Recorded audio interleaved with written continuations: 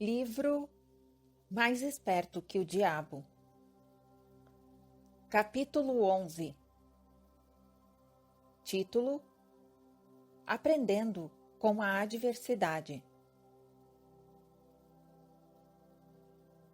Pergunta: o fracasso em algum momento é um benefício para o homem? Resposta: sim. Na verdade, aprender com a adversidade é o terceiro dos 7 princípios. Mas poucas pessoas sabem que cada adversidade traz consigo a semente de uma vantagem equivalente. Menos pessoas ainda sabem a diferença entre derrota temporária e fracasso. Se esse conceito fosse de conhecimento geral, eu seria privado de uma das minhas armas mais poderosas que uso para controlar os seres humanos. Pergunta: mas entendi que você disse que o fracasso é um dos seus grandes aliados. Tive a impressão, baseado na sua confissão, de que o fracasso faz com que as pessoas percam a ambição e parem de tentar. Aí então você as possui sem nenhum tipo de dificuldade ou oposição por parte delas. Resposta: esse é justamente o ponto. Assumo o poder sobre elas justamente no momento em que elas desistem de tentar. Se elas soubessem a diferença entre derrota temporária e fracasso, elas não desistiriam quando encontrassem adversidades na vida. Se soubesse que cada forma de derrota e todos os fracassos trazem consigo a semente de uma nova oportunidade, elas se manteriam lutando e acabariam por vencer. O sucesso normalmente está a um passo muito curto, além do ponto em que se desiste de lutar. Pergunta: isso é tudo o que se pode aprender da adversidade, derrota e fracasso? Resposta: não. Esse é o mínimo que alguém pode aprender. Detesto dizer isso, mas o fracasso normalmente serve como uma bênção disfarçada, porque ele quebra o padrão do ritmo hipnótico e faz com que a mente se liberte para um novo começo. Pergunta: agora estamos chegando a algum lugar. Então, você confessou finalmente que mesmo a lei natural do ritmo hipnótico pode ser normalmente e é anulada pela própria natureza. Isso está correto? Resposta: não. Essa não é a forma correta e exata de abordar esse assunto. A natureza nunca anula nenhuma de suas leis naturais. A natureza tira a liberdade do pensamento de um ser humano através da lei do ritmo hipnótico. O indivíduo abdica de sua liberdade pelo uso da lei. Se um homem pulasse de uma árvore e fosse morto pelo abrupto impacto de seu corpo com a terra, através da lei da gravidade, você não diria que a natureza o assassinou, diria? Você diria que o homem negligenciou no ato de relacionar-se apropriadamente com a lei da gravidade. Pergunta: estou começando a entender. A lei do ritmo hipnótico é tanto capaz de ser utilizada pelo lado negativo quanto pelo lado positivo. Ela pode levar uma pessoa para profundezas, chegando à escravidão através da perda do privilégio da liberdade de pensamento, ou ela pode ajudar uma pessoa a alcançar o topo de suas realizações através do livre uso de seus pensamentos dependendo da forma como o indivíduo se relaciona com a lei. Está correto isso? Resposta: agora você está conseguindo entender. Pergunta: e sobre o fracasso? Uma pessoa não fracassa intencionalmente, pensando deliberadamente em falhar. Ninguém estimula a derrota temporária. Essas são circunstâncias sobre as quais os indivíduos não possuem qualquer tipo de controle. Como então pode-se dizer que a natureza não tira a liberdade do pensamento, quando na verdade o fracasso destrói a ambição, a força de vontade e a autoconfiança essencial para se fazer um novo começo? Resposta: o fracasso é uma circunstância feita pelo homem. Ele nunca é real, até que seja aceito pelo homem como algo permanente. Colocando-se de uma outra forma, o fracasso é um estado de espírito. Por isso é algo que o indivíduo pode controlar até o momento em que ele se nega a exercitar esse privilégio. A natureza não força as pessoas a fracassarem, mas a natureza impõe a sua lei do ritmo hipnótico sobre todas as mentes, e através desta lei, ela mantém permanentemente todos os pensamentos que dominam essas mentes. Em outras palavras, pensamentos de fracasso são tomados pela lei do ritmo hipnótico e feitos permanentes, se o indivíduo aceita tais circunstâncias como sendo um fracasso permanente. Essa mesma lei, de forma inexorável, também assume e faz com que se tornem permanentes os pensamentos de sucesso. Pergunta: qual o papel, então, que possui o fracasso em ajudar o indivíduo a quebrar o padrão do ritmo hipnótico após essa lei estar impregnada na mente dessa pessoa?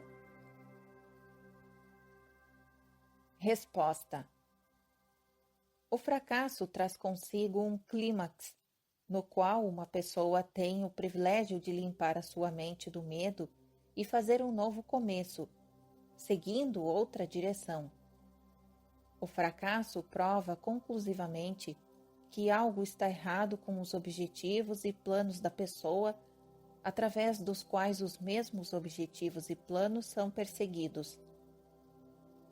O fracasso é o ponto final do hábito que a pessoa tem seguido, e quando o mesmo é alcançado, ele força a pessoa a deixar esse caminho e seguir por outro, fazendo com que ela crie um novo ritmo para a sua vida.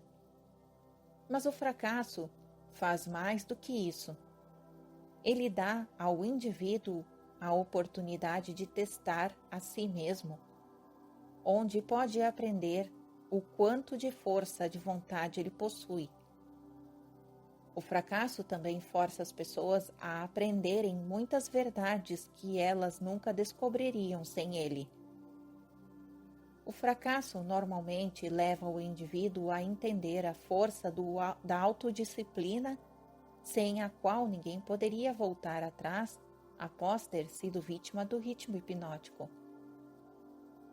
Estude as vidas de as pessoas que atingiram os resultados fantásticos em qualquer ramo de atividade, e observe que o seu sucesso é, em geral, diretamente proporcional às experiências de derrota e fracasso que ele vivenciou antes de ser bem-sucedido.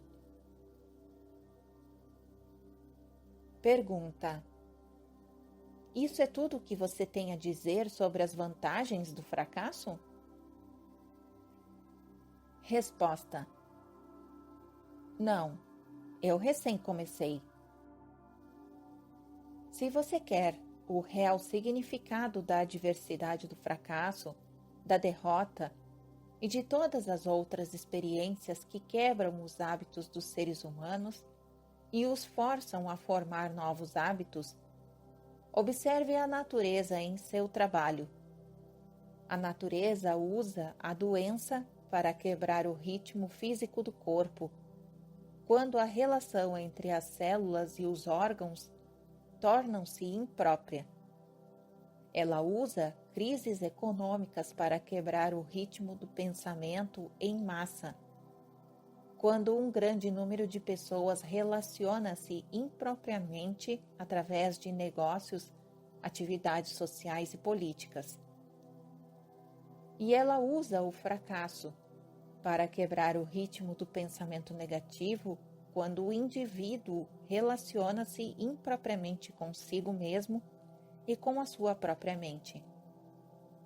Observe cuidadosamente e você verá que em todos os lugares da natureza sempre há uma lei natural que fornece uma eterna mudança para toda a matéria, toda a energia e todo o poder de pensamento. A única coisa permanente em todos os universos é a mudança. A mudança eterna e inexorável é aquela através da qual cada átomo da matéria e cada unidade de energia possui a oportunidade de relacionar-se apropriadamente com outras unidades de matéria e energia.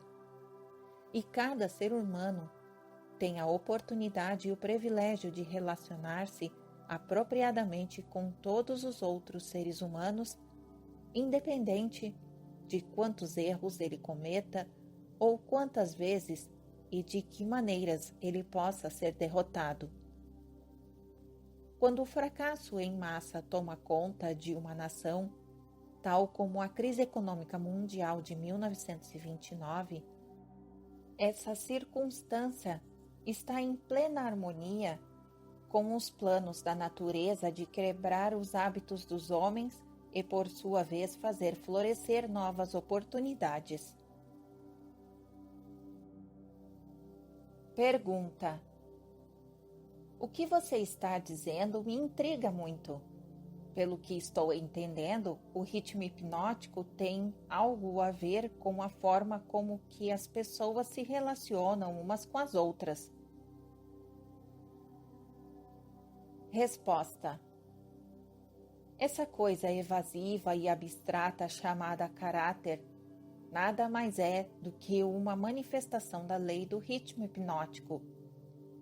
Por isso, quando se fala do caráter de alguém, seria mais apropriado dizer-se que os seus hábitos de pensamento foram cristalizados em uma personalidade positiva ou negativa, através da lei do ritmo hipnótico. Uma pessoa é boa ou ruim devido à função dos seus pensamentos com as suas ações através dessa lei. Uma pessoa é presa pela pobreza ou abençoada com a abundância devido às suas aspirações, planos e desejos, ou à falta deles, que por sua vez são feitos permanentes e reais pelo ritmo hipnótico. Pergunta: isso é tudo o que você tem a dizer a respeito da conexão entre o ritmo hipnótico e as relações humanas? Resposta: não, eu apenas comecei. Lembre-se de que, enquanto estou falando, estou mencionando a influência do ritmo hipnótico em conexão com todas as relações humanas. As pessoas que são bem-sucedidas nos negócios o são inteiramente devido à forma como se relacionam com os seus sócios e com todos os outros no seu círculo de negócios. Profissionais que são bem-sucedidos o são propriamente devido à forma com que eles se relacionam com os seus clientes. É muito mais importante para o advogado conhecer as pessoas e conhecer as leis da natureza do que conhecer propriamente a lei jurídica. E o médico acaba sendo um fracasso antes mesmo de começar, a menos que ele conheça como relacionar-se com os seus pacientes e como estabelecer a fé destes nele mesmo. Um casamento fracassa ou é bem-sucedido inteiramente devido à maneira com que os participantes relacionam-se um com o outro. Um relacionamento apropriado no casamento começa inicialmente com um motivo para casar-se. A maioria dos casamentos não traz felicidade para o casal, porque ambos não se entendem e nem fazem questão de entender.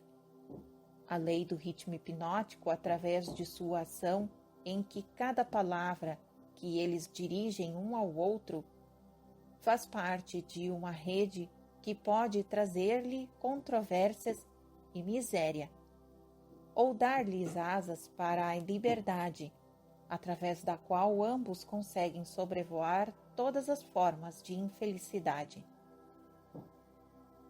Cada nova amizade que ocorre entre as pessoas pode acabar em uma amizade verdadeira e então em uma harmonia espiritual, algumas vezes chamada amor. Ou planta uma semente de suspeita e dúvida e acaba evoluindo e crescendo para uma rebelião aberta, de acordo com a forma com que os participantes nessa amizade relacionam-se uns com os outros. O ritmo hipnótico simplesmente pega as motivações dominantes, as aspirações e os objetivos e os sentimentos dessas mentes em contato e os transforma de alguma forma em fé ou medo, amor ou ódio. Após o padrão ter tomado forma, o que ocorre com o tempo, ele é imposto, abre essas mentes que estão em contato e tornam-se parte delas. Nessa forma silenciosa, a natureza faz com que sejam permanentes os fatores dominantes de cada ser humano. Em cada relacionamento humano, as motivações e as ações vis desses indivíduos que estão em contato são coordenadas e consolidadas em uma forma definida e costuradas neste tão importante traço humano conhecido como caráter. Da mesma forma, da mesma maneira, as motivações e as ações boas, virtuosas, são consolidadas e impostas sobre o indivíduo. Você pode ver que, por isso, não são somente as ações de uma pessoa, mas também os pensamentos dela que determinam a natureza de todas as relações humanas.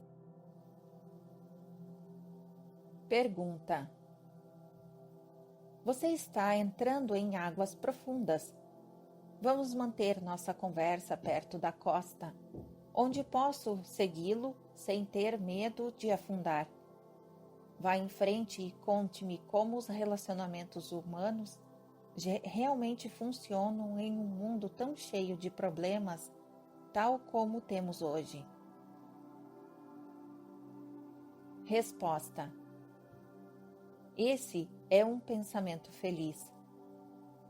Mas deixe-me ter certeza de que você está entendendo os princípios que estou revelando antes que eu tente mostrar a você como aplicá-los nos princípios da vida. Desejo ter certeza de que você entende a lei do ritmo hipnótico e que ela é algo que não se pode controlar, influenciar ou escapar. Mas todo mundo pode relacionar-se com essa lei de forma a beneficiar-se da forma inexorável como ela trabalha.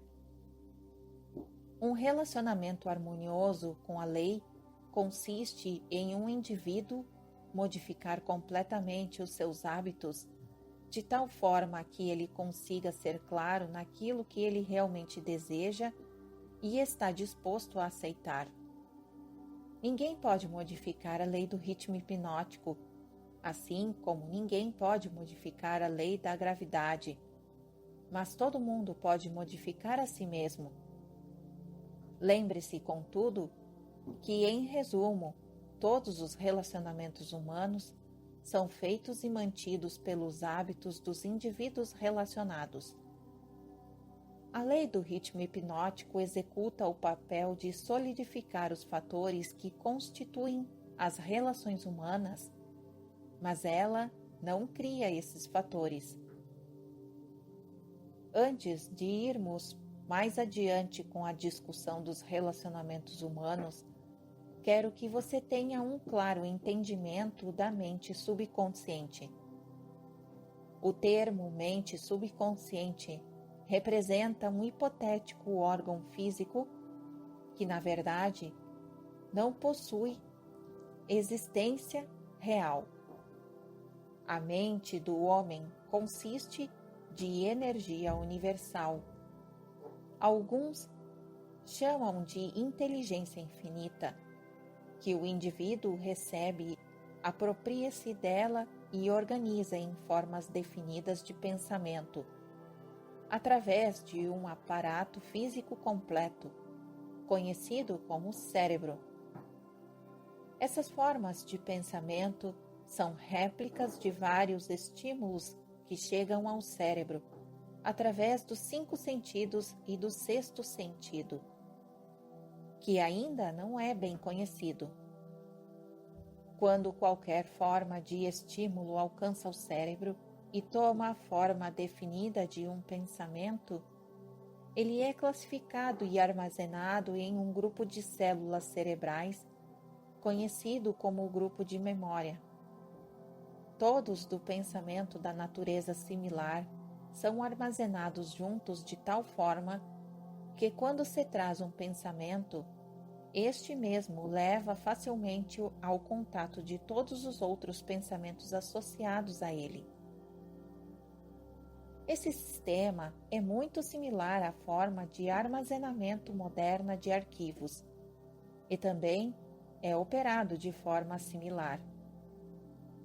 As impressões de pensamento, as quais as pessoas mesclam com maior quantidade de emoções ou sentimentos, são os fatores dominantes do cérebro, porque eles estão sempre próximos da superfície, no topo do sistema de armazenamento, vulgarmente falando, onde eles entram em ação voluntariamente, no momento em que o indivíduo se nega a exercitar a autodisciplina.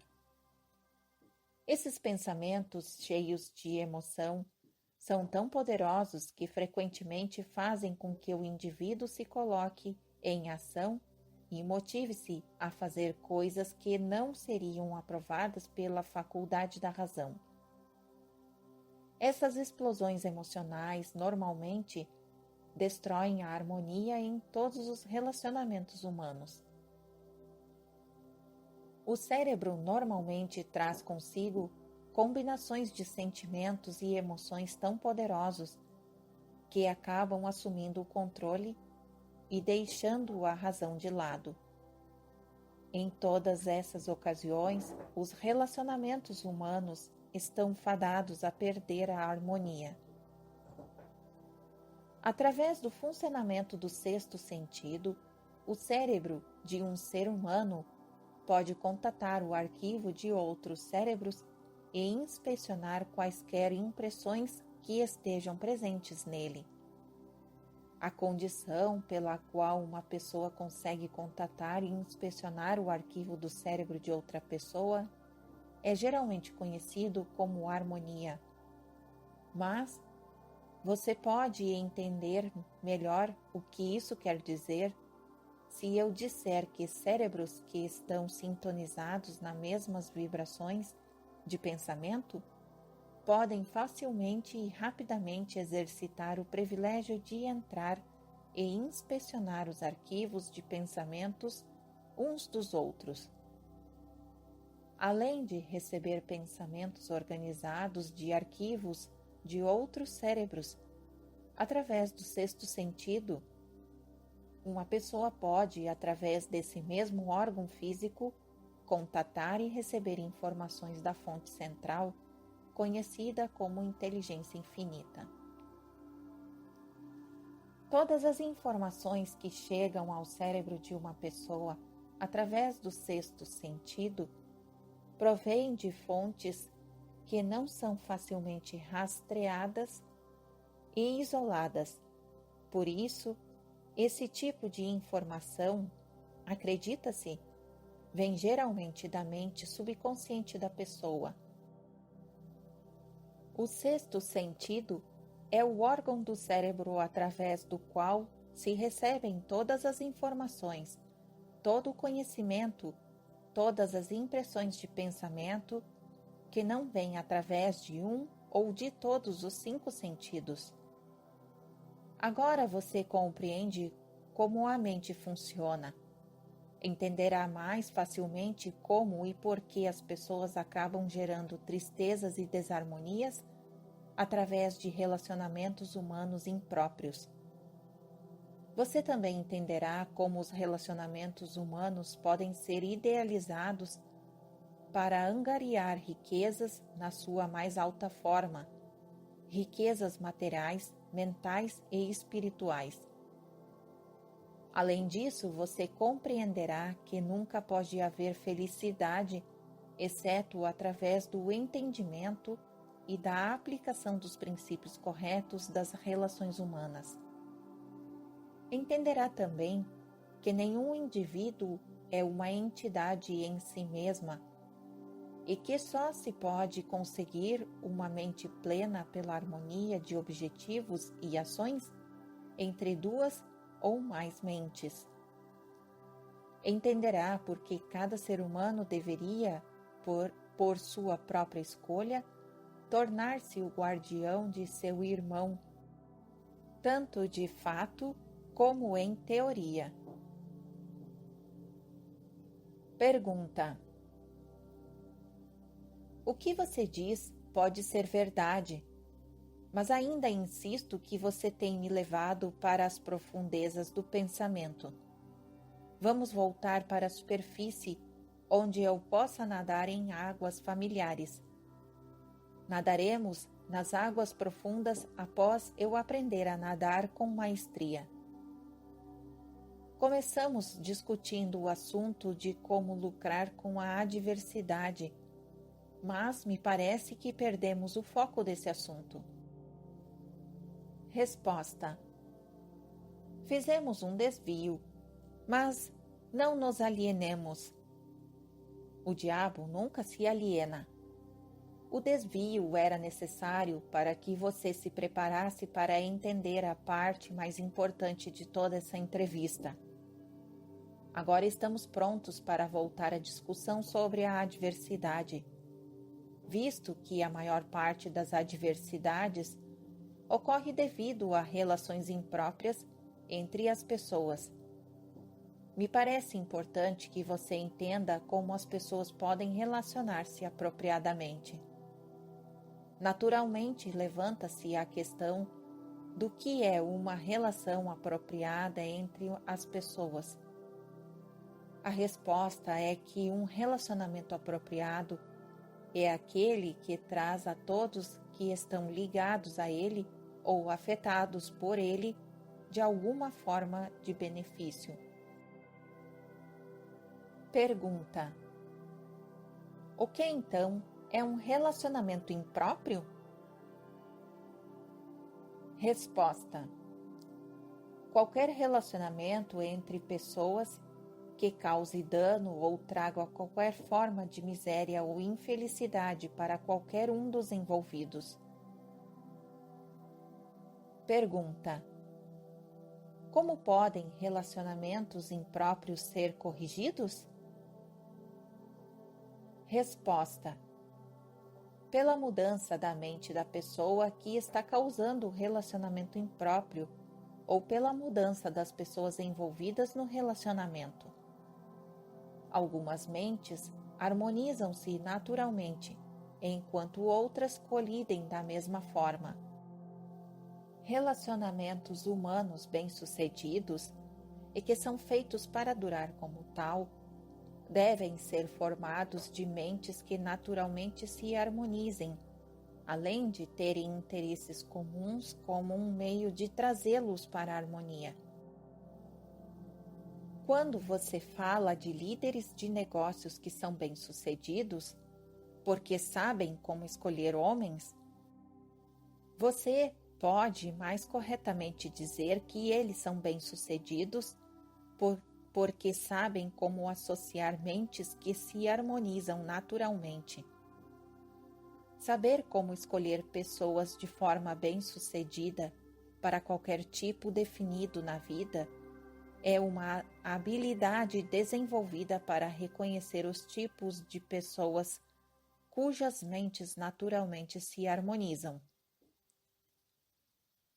Pergunta: por favor, fique focado na adversidade.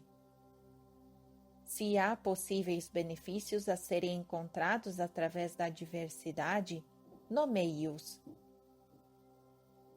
Resposta: a adversidade livra as pessoas da vaidade e do egocentrismo.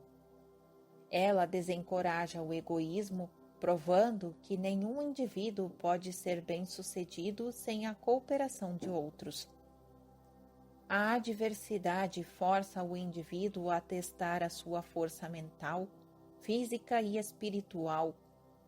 Portanto, ela traz o indivíduo face a face com suas fraquezas e dá a ele a oportunidade de transpô-las. A adversidade força uma pessoa a procurar caminhos e meios para fins definidos, através da meditação e do pensamento introspectivo. Isso regularmente leva à descoberta e ao uso do sexto sentido, através do qual a pessoa consegue comunicar-se com a inteligência infinita. A adversidade força uma pessoa a reconhecer a necessidade de uma inteligência que não está disponível dentro de sua própria mente, mas provém de fontes externas. A adversidade quebra velhos hábitos de pensamento e dá para a pessoa a oportunidade de formar novos hábitos, por isso ela pode servir para quebrar o ciclo do ritmo hipnótico e mudar o seu funcionamento de negativa para fins positivos. Pergunta: qual o maior benefício que uma pessoa pode receber através da adversidade? Resposta: o maior benefício da adversidade é que ela pode, e geralmente o faz, forçar uma pessoa a mudar os seus hábitos de pensamento, quebrando e redirecionando a força do ritmo hipnótico.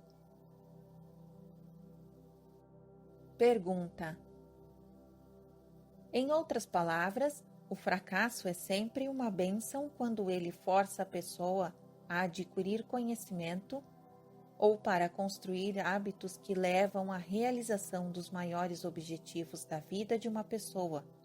Isso está correto?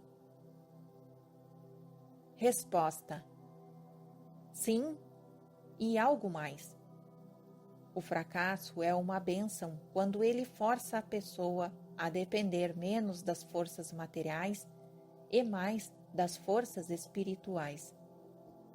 Muitos seres humanos descobrem os seus outros eus, as forças que operam através do poder do pensamento, somente após alguma catástrofe que os priva do livre e total uso de seus corpos físicos.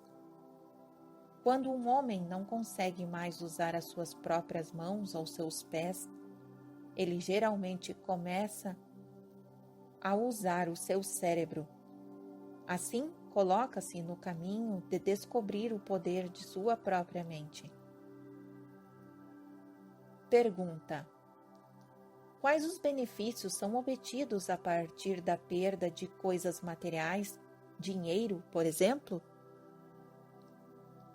Resposta: a perda de coisas materiais pode ensinar muitas lições necessárias. Contudo, nenhuma tão grande quanto a de não possuir controle sobre nada e de não ter certeza do uso permanente de qualquer coisa, exceto o poder do seu pensamento. Pergunta: fico imaginando se esse não é o maior benefício disponível que se pode aprender através da adversidade. Resposta: não. O maior de todos os benefícios potenciais de qualquer circunstância que leve uma pessoa a fazer um novo começo é que ele fornece uma oportunidade para quebrar o equilíbrio do ritmo hipnótico e acaba desenvolvendo em um novo parâmetro com novos hábitos de pensamento. Novos hábitos oferecem a única saída para as pessoas que fracassam. A maior parte das pessoas que escapam do funcionamento negativo para o positivo da lei do ritmo hipnótico o faz somente devido a alguma forma de adversidade que a força a mudar os seus hábitos de pensamento. Pergunta: a adversidade não é um agente potencial para quebrar a autoconfiança e, consequentemente, levar uma pessoa a desistir de ter esperança? Resposta: ela tem esse efeito para todas aquelas pessoas cuja força de vontade é fraca, devido a longos hábitos estabelecidos de alienação. Ela possui o efeito oposto em todos aqueles que não foram enfraquecidos pela alienação. O não alienado esbarra com o fracasso ou com a derrota temporária, mas a sua reação para todas as formas de adversidade é positiva. Ele luta em vez de desistir e acaba ganhando. A vida não fornece imunidade contra a adversidade, mas a vida fornece a todo mundo o poder do pensamento positivo, que é suficiente para dominar todas as circunstâncias de adversidade e convertê-las em benefícios. O indivíduo possui a prerrogativa e o privilégio de usar ou negligenciar o seu direito de pensar apropriadamente para transpor todas as adversidades. Todo indivíduo é forçado tanto a usar o poder de seu pensamento para a obtenção de fins positivos e definidos, como a negligenciar e usar esse poder para a obtenção de fins negativos. Não existe acordo nem recusa para o uso da mente. A lei do ritmo hipnótico força cada indivíduo a dar algum grau de uso, seja negativo ou positivo, para sua mente, mas não influencia o indivíduo sobre o qual dos usos ele deverá fazer. Pergunta: pelo que estou entendendo e pelo que você diz, toda adversidade é uma bênção. Resposta: não, eu não disse isso. Eu disse que existe a semente de uma vantagem equivalente em cada adversidade.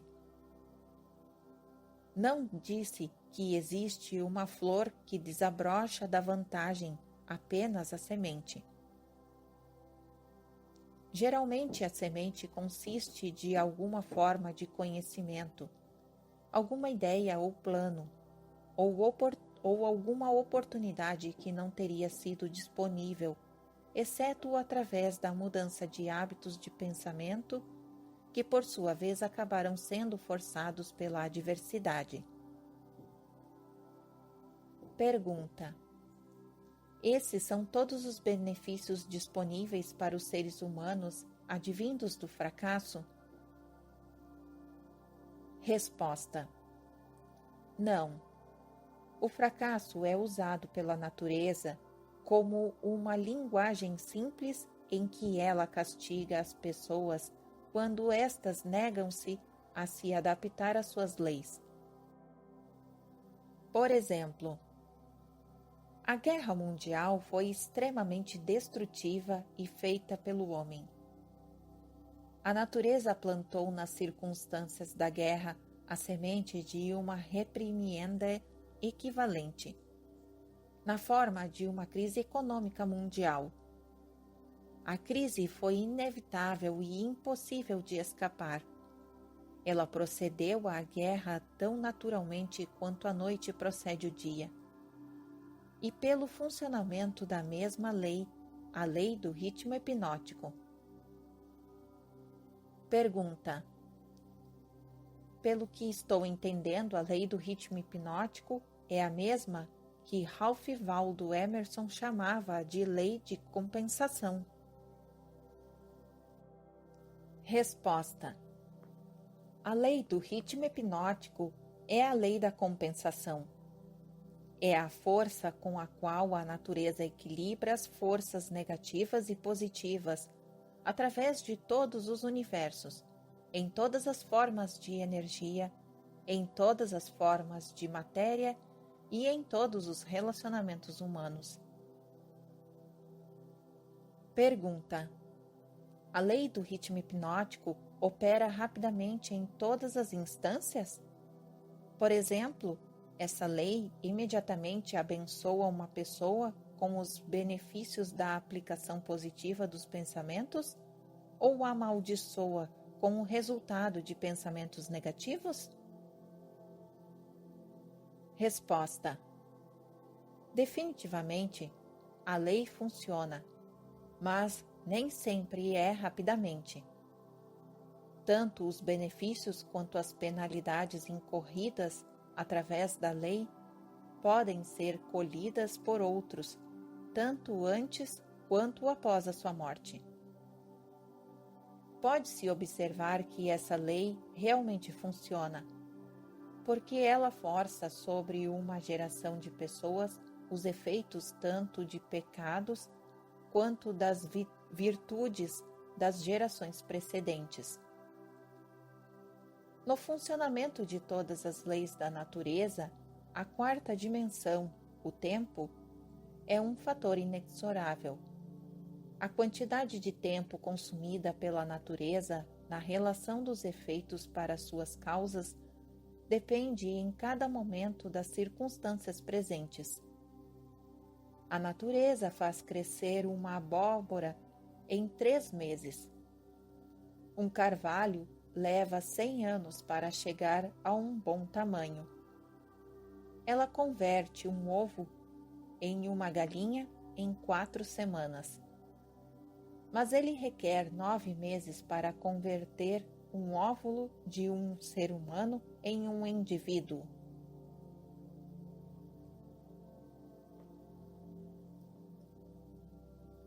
Fim do capítulo 11. Continuação da entrevista no capítulo 12 no próximo áudio.